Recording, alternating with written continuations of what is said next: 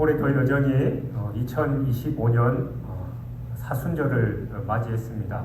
돌아오는 수요일부터 제수요일을 시작해서 주일을 제외한 40일 동안을 사순절이라고 하고 그 기간에는 바로 예수 그리스도의 십자가의 그 고난을 깊이 묵상하는 기간입니다.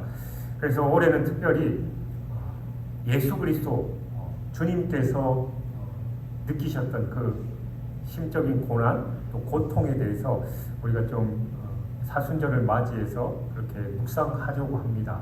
그래서 여러분들 사순절 기간이 주님의 고난에 동참하면서 그냥 형식적으로 매년 다가오는 사순절이 아니라 우리가 진짜 그 십자가의 그 주님의 그 고난에 동참하면서 그 은혜를 다시 한번 깊이 새기는 그런 특별한 2025년의 사순절이 됐으면 좋겠습니다. 예수님께서 마지막 만찬을 행하시고 나서 제자들이 자신을 배신할 것, 또 베드로가 3번 부인할 것을 예고하신 후에 베드로, 야고보, 요한, 수제자 그룹이죠. 예수님께도 나름대로 인정받았던 그 제자들을 데리고 감람산 겟세마네 동산에서 기도하시는 장면이 바로 오늘 본문입니다. 예수님은 다가오는 십자가의 고난을 앞두시고 이 겟세마네 동산에서 우리가 잘 알다시피 처절하게 그렇게 기도하셨습니다. 그래서 십자가의 그 사건이 당신의 메시아적인 사명인 걸 알았지만 그럼에도 불구하고 예수님은 그 기도의 자리에서 될 수 있으면 이 잔을 내게서 떠나게 치워주옵소서라는 그런 간절한 기도를 했습니다. 그러나 예수님은 모든 것을 자신의 뜻이 아니라 하나님의 뜻에 맡기셨고 마침내는 그 인간적인 모든 갈등에도 불구하고 하나님의 뜻에 온전히 순종하시는 그런 모습을 보여주셨습니다. 근데 우리가 잘 알고 있듯이 예수님이고 또 당연히 그 길을 가셔야 되는 걸 아셨기 때문에 힘들었지만 당연히 가야 되는 거 아니냐라고 할 수도 있지만 예수님은 완전한 하나님인 동시에 완전한 인간으로 우리와 똑같은 그런 고통과 괴로움을 느낄 수 있는 인간으로 오셨기 때문에 그 처절하고 또 고난 가운데 외롭고 힘든 그 예수님의 마음을 우리가 좀 더 깊이 묵상하면서 우리가 힘들고 어려울 때 또 예수님의 모범을 보면서 어떻게 살아가야 하는지를 그렇게 깨닫는 그런 시간이 됐으면 좋겠습니다. 33절에 보면 예수님이 베드로, 야고보, 요한과 함께 기도하러 가셨는데 심히 놀라시며 슬퍼하셨다라고 그렇게 기록하고 있습니다. 이건 당시 예수님께서 얼마나 큰 영적인 고통을 느끼고 계셨는지를 잘 표현해 주는 말입니다. 참으로 겟세마네에서 주님이 느끼신 영적인 고통은 신성을 지니신 예수님조차도 심히 놀라고 슬퍼하실 만큼 큰 거였습니다. 오히려 십자가에 못 박히심으로 겪으신 그 고통보다 오히려 겟세마네 동산에서 겪으신 그 고통이 더 큰 것이었어요. 겟세마네에서의 주님의 고통이 얼마나 심했는지 누가복음 22장 44절에서 예수님께서 기도하실 때 땀이 땅에 떨어지는 핏방울 같이 되었다라고 그렇게 기록하고 있습니다. 성경 학자들에 의하면 그냥 땀에서 이제 핏방울이 떨어지듯이 나왔다라는 그 표현 자체가 그러니까 이 실핏줄이 터지면 우리가 막 눈도 벌겋게 되고 막 이렇게 이 핏대가 올라오고 하잖아요. 그만큼 간절하게 그 슬픔과 고통 가운데 기도하셨다라는 그런 표현입니다. 그렇다면 예수님께서 이 겟세마네에서 그렇게 엄청난 고통을 느끼셔야 했던 이유가 무엇이었을까요? 그건 다름 아니라 비록 잠시라고 하지만 죄 없으신 자로서 이 죄인들의 짐을 대신 짊어지시고 죽음으로써 하나님 아버지와의 단절되는 경험을 해야 했기 때문이에요. 여러분들 우리는 다 성인이니까 또 우리가 어릴 때 그 기억은 잘 잊지는 않습니다만 한 2살, 3살 되는 아기가 이 엄마에 대해서 인식하고 있을 때 잘 놀다가도 엄마만 눈에 안 보이면 어떡해요? 장난감이고 먹는 거고 다 필요 없이 집어 던지고 울고 엄마를 찾잖아요. 그러니까 엄마가 없는 불안감 때문이에요. 그러니까 뭐 굳이 비유하자면 뭐 예수님의 고통에 비해서는 뭐 비교할 바도 못 되겠지만 우리가 좀 이해하기 쉽게 그런 거라고 보시면 돼요.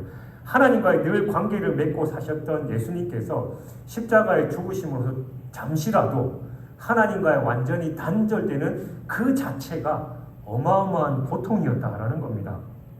뿐만 아니라 전 인류의 죄를 홀로 짊어지고 그 형벌을 담당해야 하는 그 형벌의 무게조차도 심히 중대했기 때문입니다. 사실 하나님과 본체이신 예수님이 하나님과 단절된다라는 것은 사실은 이거 상상조차 하기 어려운 것이었습니다.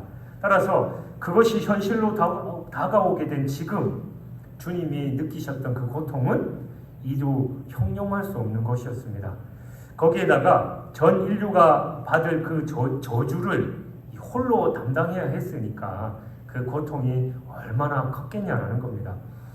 예수님께서 겟세마네에서 받으신 고통은 오늘 본문 34절에서의 표현과 같이 내 마음이 심히 고민하여 죽게 되었다라고 하실 만큼 그렇게 고통스러운 것이었어요. 그러니까 예수님은 이 함께한 세 제자에게 자신의 이 심정을 토로하시고 거기에서 머물러서 깨어 있도록 명령하셨습니다.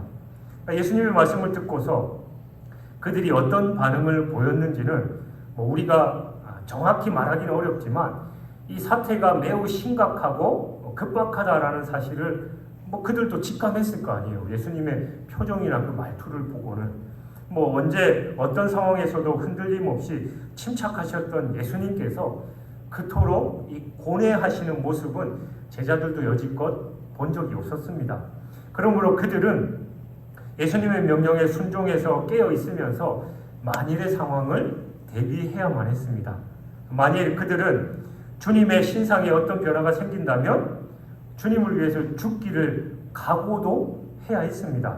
그게 바로 그들이 본문 앞에서 그들의 장담했던 그대로 하는 거였죠. 그렇지만 그들이 주와 함께 고난을 받을 준비가 되어 있지는 않았던 것 같습니다. 예수님이 이 땀방울이 핏방울이 될 만큼 힘써 기도하시는 바로 그곳에서 그들은 깨어 함께 기도하는 것은 고사하고 자고 있었다라는 거예요. 성경의 다른 본문에 보면 이 돌을 던져서 닿을 만큼의 거리였다라고 해요.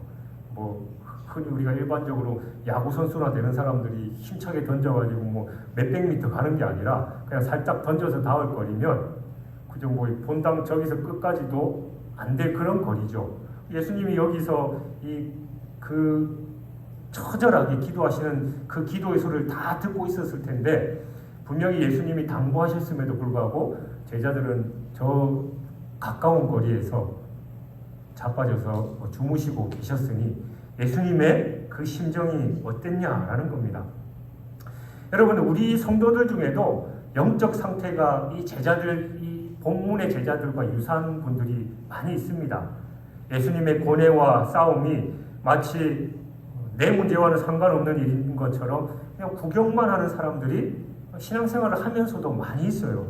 진실한 성도는 주님과 함께 싸우고 주님의 고난에 참여하는 것을 심지어는 기쁨으로 여깁니다. 디모데후서 2장 3절 4절에서 성도인 우리가 그리스도의 병사, 뭐 옛날 성경에는 군사라는 말씀하고 있어요. 그러니까 그리스도의 싸움을 싸우도록 모집된 사람이 바로 우리 성도들입니다. 그러니까 주님이 대장이시고 따라서 그분이 가시는 곳에 우리 또한 따라가고 그분이 싸우는 곳에서 우리 또한 싸워야 하는 거예요. 그런데 많은 사람들이 그리스도의 고난에는 참여하지 않고 영광에만 참여하려고 하는 거예요. 그러니까 군인이 전쟁을 해서 나가서 싸울 생각은 안 하고 전쟁을 이기면은 이제 휴가 갈 생각하고 또 포상받을 그 생각만 하면 그 전쟁에서 이기겠어요? 싸우지도 않았는데 어떻게 이기겠냐라는 겁니다. 근데 로마서 8장 17절은 우리가 주님과 함께 영광을 받기 위해서는 고난도 함께 받아야 된다라고 분명하게 말씀합니다. 그러니까 고난은 피하고 영광만을 얻으려고 하는 이들은 결코 그 뜻을 이룰 수가 없습니다. No cross, no crown. 우리가 많이 듣잖아요. 십자가 없이는 영광도 없는 겁니다. 그러니까 복음을 위해서 그리스도와 함께 고난받는 진실한 성도만이 주님과 함께 영광에도 참여할 수 있는 겁니다. 여러분, 주님이 이 엄청난 고통을 당하신 이유가 뭐예요? 바로 저와 여러분, 우리를 위한 것이잖아요. 주님은 우리의 죄를 구원하시고 또 당하지 않아도 될 그 고통을 겪으신 겁니다. 그러므로 우리는 십자가를 볼 때마다 이 겟세마네에서의 이 주님의 고통을 기억하고 우리의 가슴을 쳐야 됩니다. 내가 당할 고통이었는데. 그러니까 죄의 엄청난 결과를 깨닫고 죄를 미워하면서 죄를 멀리하는 생활을 해야 되는 거예요. 그 어마어마한 죄값을 예수님께서 치르셨기 때문입니다. 아울러 우리를 대신하여 고통을 당하신 주님을 늘 기리고 감사하면서 주님을 위해서 남을 생을 헌신하는 삶을 살기를 다짐해야 하는 거예요. 그러니까 우리가 그런 삶을 잘 평상시에 살지 못하니까 이 사순절 기간에 특별히 그 주님의 고난을 기억하면서 그 다짐을 이 40일 동안 우리가 열심히 해보자라고 하는 게 이 사순절의 의미입니다. 그러니까 여러분들 평상시에는 뭐 그저 그렇게 혹여나 사셨다 할지라도 이 사순절 기간에는 그리스도의 십자가의 은혜를 깊이 묵상하면서 그 핏값에 걸맞는 삶을 살아가는 저와 여러분 되시길 주님의 이름으로 축원합니다. 또 35절에 보면 예수님께서 될 수 있는 대로 이때가 자기에게서 지나가기를 구하였다라고 말씀하고 있어요. 그러니까 이때란 바로 하나님의 계획에 의해서 예수님 자신이 인류의 죄에 대한 속죄자로서 고난을 받고 죽어야 하는 그 시간을 가리킵니다.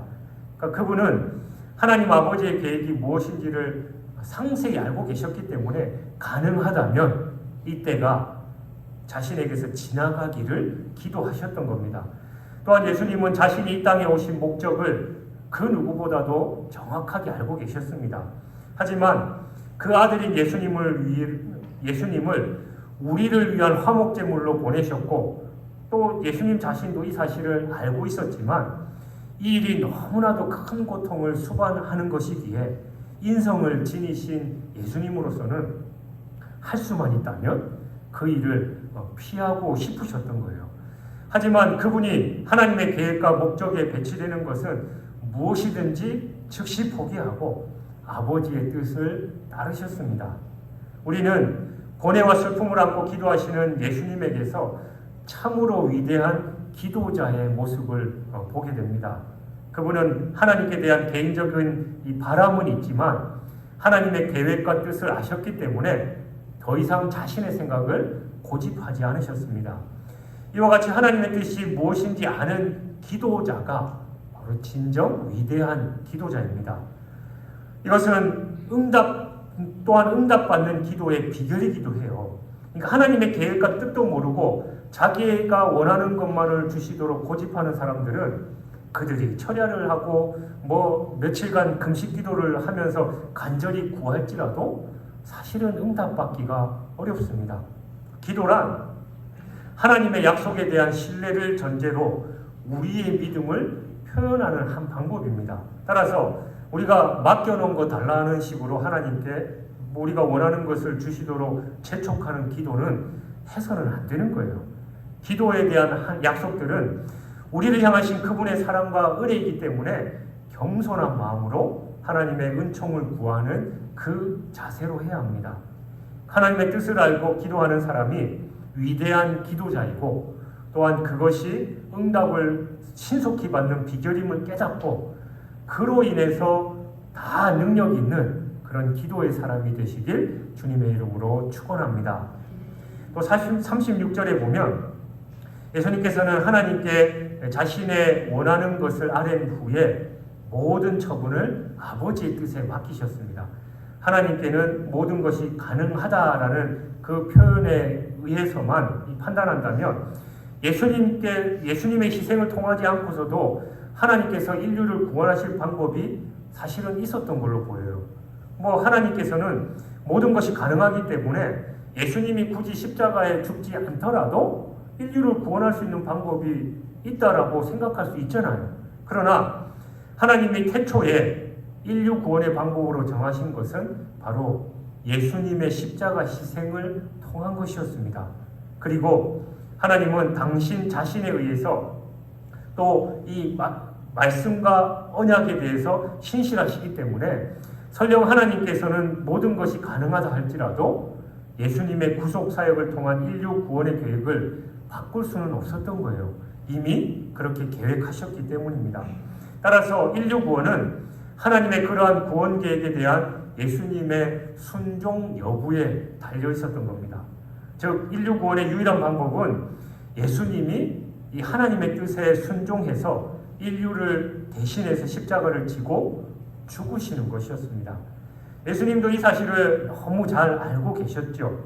그럼에도 불구하고 예수님은 아버지께는 이 모든 게 가능하니까 이 잔을 내게서 옮기시옵소서라고 간구한 그 이유는 십자가의 고통이 인성을 지니신 예수님께는 견디기 어려운 엄청난 고난이었기 때문입니다.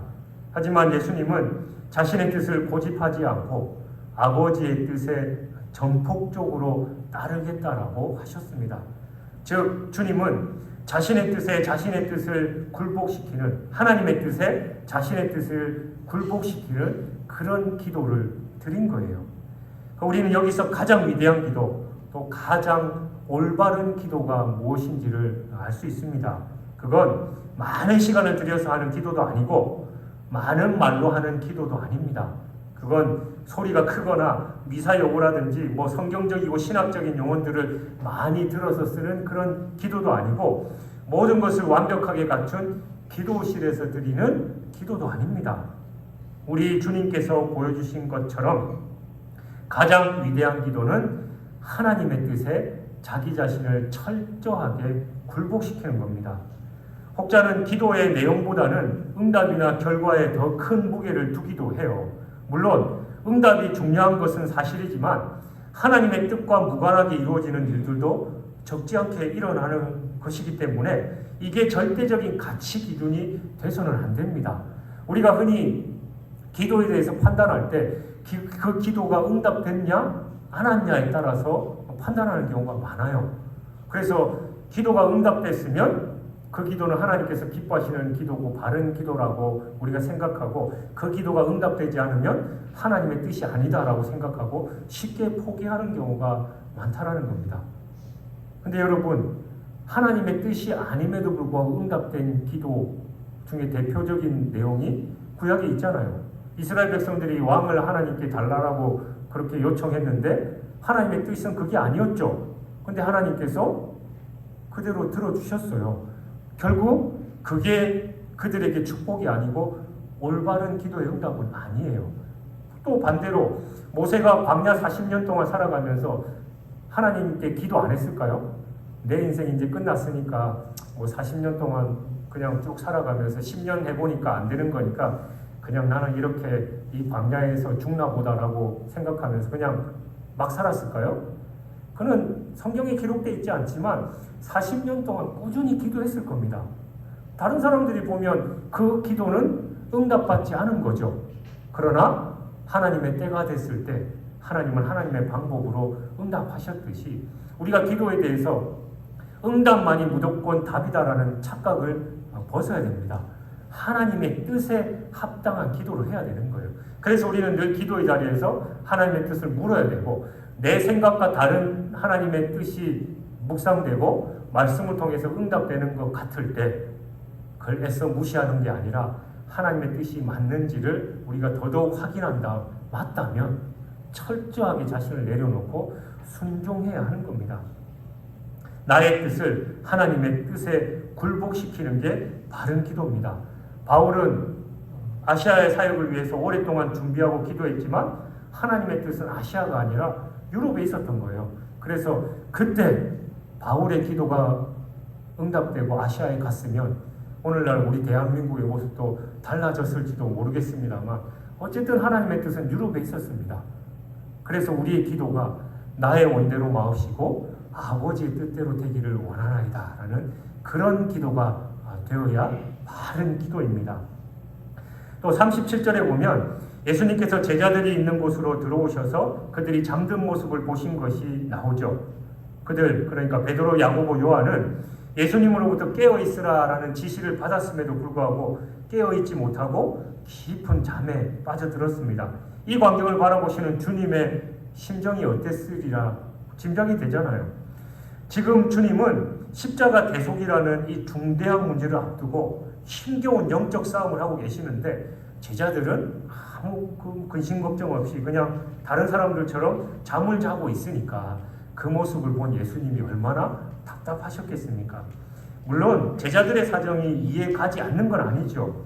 밤 깊은 시간이었고 그 앞에 말씀을 보면 예수님이 너희 중에 다 나를 한 사람이 나를 팔리라라고 하셨고 또 다 나를 버리리라, 또 베드로에게는 3번 나를 부인하리라, 그런 얘기를 들었기 때문에 내적 번민과 또 극심한 스트레스를 느껴서 마음과 몸이 지칠 대로 지친 그런 상태였을 수도 있습니다. 그러나 상황이 상황인 만큼 이들의 행위는 당연히 비난받아야 합니다. 이 사람들은 주님의 제자임을 자처하는 사람들이에요. 뿐만 아니라 베드로, 야고보, 요한은 아까 말씀드린 대로 예수님의 수제자 그룹, 나름대로 인정받는 그런 제자들이었습니다. 근데 그런 자들이 예수님과 보조를 함께 맞추지 못하고 있는 그런 상황이었어요. 그러니까 예수님의 제자에게 있어서 가장 중요한 건 바로 주님과 보조를 맞추는 겁니다. 주님과 보조를 함께 할 수 있는 자가 참 제자이고 참 성도인 겁니다. 그러므로 오늘날 예수님의 제자로 자처하는 우리 또한 주님과 보조를 맞추는 게 당연합니다. 특히 주님은 지금 우리와 함께 하고 계시잖아요. 세상 끝날까지 우리와 함께 하겠다 약속하셨습니다.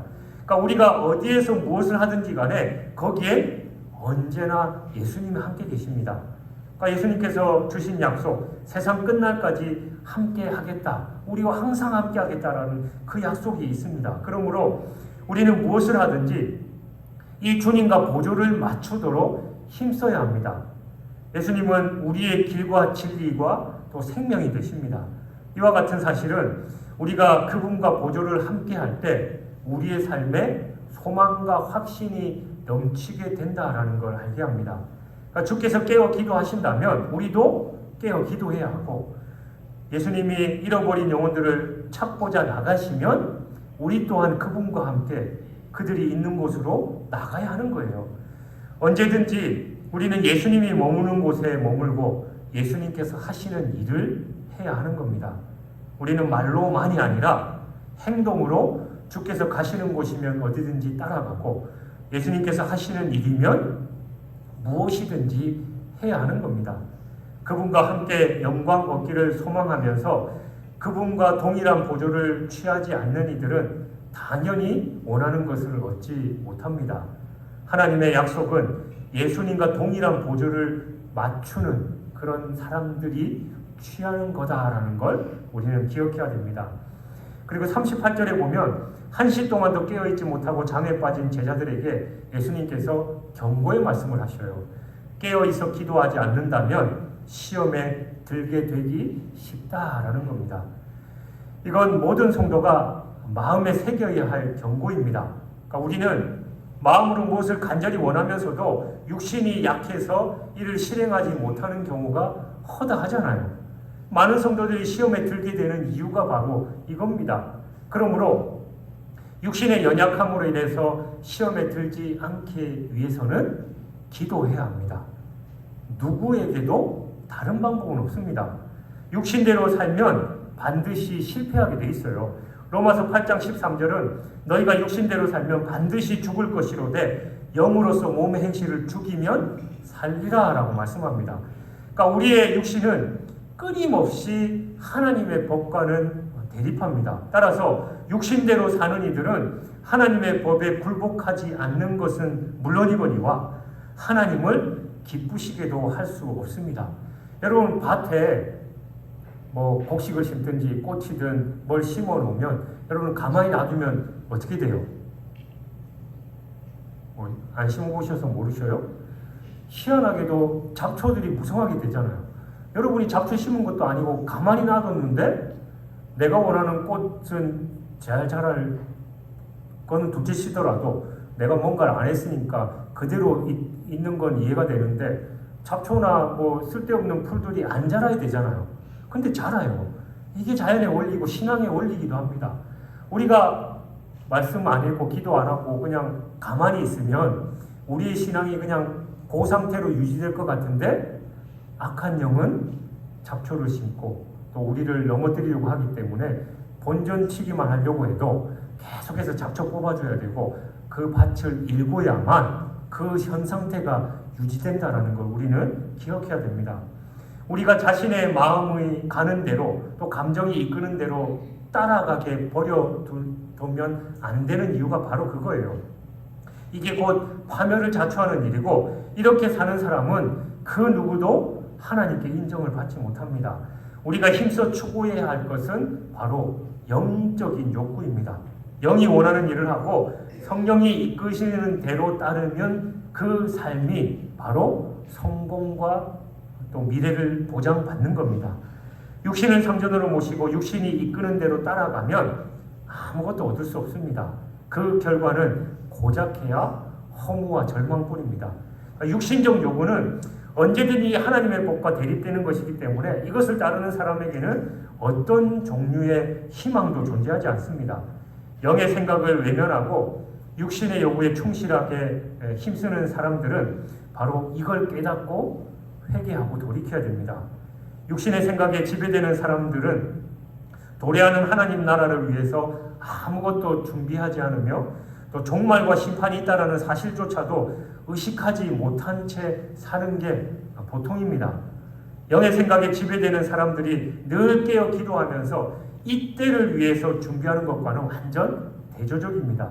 정녕 우리는 다 육의 소욕을 죽이고 영의 소욕을 따라서 살 때 성공적인 인생을 산다라는 것을 기억해야 됩니다. 철저하게 늘 성령의 음성에 깨닫고 귀 기울이고 또 순종하면서 말씀과 기도로 나 자신을 성령의 소욕대로 이끌림 받도록 살아야만 우리가 하나님의 뜻대로 살 수 있고 또 저 영원한 생명을 누릴 수 있는데, 그냥 아무것도 하지 않는다든지 그냥 내가 하고 싶은 대로 하면 우리는 결국은 멸망받을 수 없는 존재임을 늘 깨닫고 철저하게 기도의 자리에 가야 되는 거죠. 심지어는 완전한 신이시고 인간이신 예수님조차도 하나님의 뜻에 굴복하기 위해서 철저하게 기도의 자리에서 자기 자신을 내려놓았다라는 사실을 우리는 기억해야 됩니다. 그리고 39절에 보면 예수님은 제자들에게 깨어 있어서 기도하도록 당부하신 후에 다시 나가셔서 동일한 말씀으로 아버지께 기도했다라고 기록하고 있습니다. 그러니까 여기서 우리가 주목해야 될 건 예수님께서 같은 내용을 가지고 계속해서 기도하셨다라는 거예요. 그러니까 하나님은 우리 각 사람의 마음을 살펴 아시고 심지어는 우리 자신도 알지 못하는 내 잠재의식 속에 숨은 생각까지도 다 아시는 분이시잖아요. 때문에 같은 말을 굳이 반복할 필요가 있겠나라는 그런 생각을 하는 사람들이 적지 않습니다. 심지어는 예수님은 하나님 뜻대로 되기를 원합니다라고 기도했으면 이제 끝일 텐데 같은 말씀으로 3번 반복해서 그렇게 기도하셨어요. 우리가 기도와 관련해서 알아야 하는 가지는, 기도는 하나님과의 신뢰관계가 바탕이 된다라는 점입니다. 그러니까 우리는 단지 우리 자신이 직면한 어떤 이 문제를 해결하기 위한 목적으로만 기도하는 게 아니라 하나님과 우리 사이의 신뢰관계를 확인하고자 기도하는 겁니다. 따라서 우리가 어떤 문제를 가지고 기도할 때 그것이 구체적인 응답으로 나타나기까지 끈질기게 매달려서 기도할 필요가 있습니다. 이것이 주를 향한 신뢰의 표시입니다. 그러니까 예수님은 불의한 재판관의 비유를 통해서 우리가 인내심을 가지고 기도해야 될 것을 말씀하셨죠. 그러니까 한두 번 기도해보고 응답이 없으면 포기하는 이들이 적지 않은데 이건 기도의 원리를 모르는 사람들입니다. 그러니까 예수님께서 밝히 마태복음 7장 8절에서 구하는 이마다 받을 것이다 라고 말씀하셨어요. 그러니까 우리의 기도가 주님의 뜻에 합한 것이라면 이는 응답이 확실하게 보장된 것이기 때문에 응답이 구체적으로 나타나기까지 그 기도를 포기해서는 안 됩니다. 그러니까 승리하는 기도 생활을 위해서 꼭 필요한 게 바로 인내다라는 사실을 기억하십시오. 기도 생활에 실패하는 사람들이 안고 있는 심각한 문제가 바로 너무 쉽게 기도의 자리에서 일어나 버린다는 겁니다. 하나님께서 응답을 주시기 전에 일어나는 사람들은 기도 생활에 승리할 수가 없습니다. 그러니까 응답의 확신이 생길 때까지 인내심을 가지고 하나님 앞에 엎드려서 간구하는 믿음이 바로 우리의 기도를 능력 있는 위대한 기도가 되게 하는 겁니다. 그 대표적인 예가 바로 야복나루에서 야곱이 보여준 끈질긴 기도죠. 응답할 때까지, 축복할 때까지 나는 못 놓겠다라고 그런 끈질긴 기도가 우리에게 있어야 됩니다. 그럴 때 하나님께서 그 하나님과의 관계, 그 신뢰 관계를 통해서 우리에게 복의 복을 더하시는 겁니다. 사랑하는 여러분, 예수님은 외로움 속에서 기도하셨고 또 하나님의 뜻에 순종하셨습니다. 우리도 삶의 어려움과 외로움 속에서 기도하며 하나님의 뜻을 구하는 삶을 살아가야 돼요. 때로는 기도할 힘조차도 없다라고 느낄 때도 있고 또 그렇게 말할 때도 있죠. 그냥 아무것도 못하는 그런 상황 속에서 우리가 주저앉아 버려 있을 때가 많이 있습니다. 그러나 주님은 우리의 신음에조차도 응답하시는 분이에요. 설령 기도하지 못하는 그런 상황에도 주님을 찾고 하나님을 찾을 때 하나님 우리를 만나주시고 위로해 주십니다. 엘리야가 모든 것을 포기하고 차라리 날 죽이십시오라고 했을 때 하나님 까마귀를 통해서 그에게 음식과 또 물을 주시면서 그를 회복시키시고 또 그에게 새로운 사명을 주셨던 것처럼 우리가 그저 주저앉아 있다고 해서 주님이 너 정신 못 차리고 맨날 그따구로 신앙생활 할래? 라고 나무라시기만 하는 게 아니라 우리를 위로하시고 또 회복시키시며 또 힘을 북돋아 주셔서 다시금 그 사랑을 깨닫고 하나님 주신 사명의 길로 가도록 하신다는 겁니다. 그래서 우리는 외로움과 어려움 속에서 예수님과 같이 더 처절하게 기도해야 하는 거예요. 기도를 통해서 우리의 마음을 하나님께 드리고 또 그분의 인도하심을 받는 것이 중요합니다. 예수님의 겟세마네 기도는 오늘을 사는 우리 그리스도인들에게 영적 각성을 촉구합니다. 적지 않은 수의 그리스도인들이 피땀 흘리며 기도하시는 주님 앞에서 잠에 취했던 제자들처럼 부끄러운 모습으로 살아갑니다. 그들은 예수님이 깨우고 다시 오셨을 때 그때도 자고 있었어요. 세 번째도 자고 있었습니다. 그러니까 전투를 앞에 둔 병사가 무장을 해제한 채 잠에 취해 있다면 그 싸움은 하나마나 뻔합니다. 죄의 미혹을 당하기 쉬운 이때는 우리 모두에게 자기 점검이 요구되는 시기입니다. 남들이 어떻게 하든지 중요한 것은 내가 지금 어디에 있는지 살피는 일이에요. 다가오는 미래를 대비하고 오늘의 싸움에서 승리하려면 철저한 준비를 지금 해야 됩니다. 내일은 이미 늦습니다. 그리고 과거에 연연해서는 안 돼요. 신앙생활을 하다 보면 어떤 분들은 꼭 내가 예전에는 참 신앙생활 열심히 하고 교회 봉사도 많이 하고 뭐도 하고 했는데 과거는 다 지나갔고 지금 현재가 중요합니다. 그러니까 지금 이때 우리가 기도해야 되고 하나님의 뜻에 순종해야 되는 거예요. 또 반대로 어떤 분들은 내가 지금 상황이 안 되니까 나중에 요거만 하고 나면 나중에 또 먼 미래에 이렇게 하겠습니다. 죄송합니다만 그분에게 내일은 보장된 게 아니에요. 우리는 오늘 예배 마치고 돌아가다가 내 인생이 어떻게 될지 모르는 유한한 인생임을 우리는 늘 고백해야 됩니다. 지금 해야 후회 없게 됩니다. 기회란 주어졌을 때 붙잡아야지 그렇지 않으면 금방 지나가 버리고 마는 겁니다.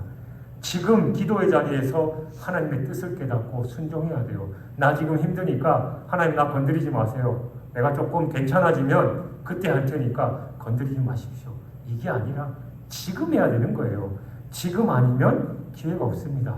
예수님과 같이 제자들도 가까이 있다고 생각하는 그 제자들조차도 자신을 다 배신하고 또 마지막 간절한 부탁, 내가 너무 힘들고 죽게 됐으니까 나를 위해서 기도해달라는 그 부탁에도 불구하고 자빠져서 잠자고 있는 그 제자들의 모습을 보시면서 외롭게 기도의 자리에서 땀방울이 핏방울이 되도록 기도를 쏟으시며 결국은 나의 원대로 마시옵고 아버지의 뜻대로 되기를 원합니다라는 기도를 올려드리셨던 것처럼 여러분 힘들고 어려울 때일수록 더더욱 기도의 자리에서 철저하게 하나님의 뜻을 구하고 내 뜻이 아니라 하나님의 뜻이 이루어지기를 원합니다라고 기도해서 승리하는 여러분이 되시길 주님의 이름으로 축원합니다.